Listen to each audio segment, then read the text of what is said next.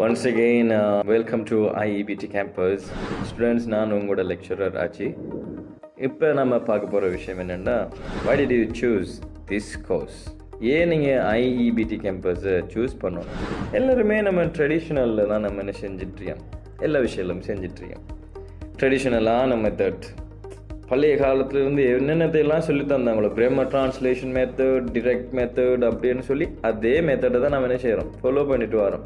நம்ம எல்லாருமே எக்ஸாம் ஓரியன்டாக தான் நம்ம என்ன செய்கிறோம், எல்லா விஷயமும் செஞ்சிட்ருக்கோம். நம்ம என்ன செய்கிறோம் அப்படின்னு சொன்னால், ஸ்டெப்ஸை விட்டுட்டு போகிறோம். Listening, reading, speaking and writing.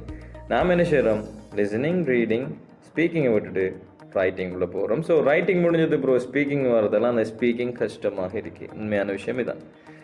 So இந்த ஸ்பீக்கிங் என்ற ஒரு விஷயத்தை நாங்கள் உங்களுக்கு என்ஹான்ஸ் பண்ணுறதுக்கு, யாரையுமே ஃப்ளூயன்சி என்ற லெவலுக்கு குறிப்பிட்ட நாட்களில் கொண்டு போயிடாது, வெரி ஷுவர் அது.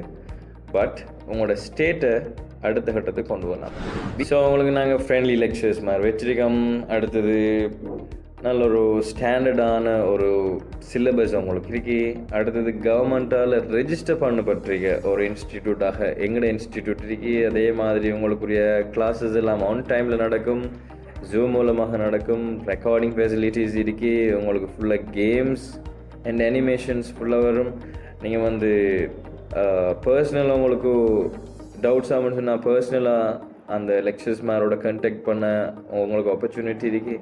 அண்டு மாடர்னான நிறைய விஷயங்கள் சொல்லி தருவாங்க. அடுத்தது முழுக்க இது ஓரல் என்ஹான்ஸ்மெண்ட்டாக தான் இருக்கும். ரைட்டிங்கை நாங்கள் கன்சிடர் பண்ணுவோம். பட் அசஸ்மெண்ட்டில் ரைட்டிங்கை நாங்கள் உங்களுக்கு தர மாட்டோம். ஜேர்னலோ ரிப்போர்ட்டோ சப்மிட் பண்ணுறதில்ல.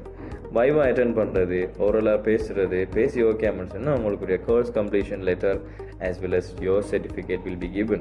Right, so this is about IEBT campus, the significance of IEBT campus. Why you choose IEBT campus? ஏன் நீங்கள் சூஸ் பண்ணுறீங்க IEBT campus? Why do you want to choose IEBT campus? ஏன் நீங்கள் சூஸ் பண்ணணும்? What are the importance and significance of IEBT campus? Thanks for joining. Thank you and all. Have a good day. And once again, welcome to IEBT campus.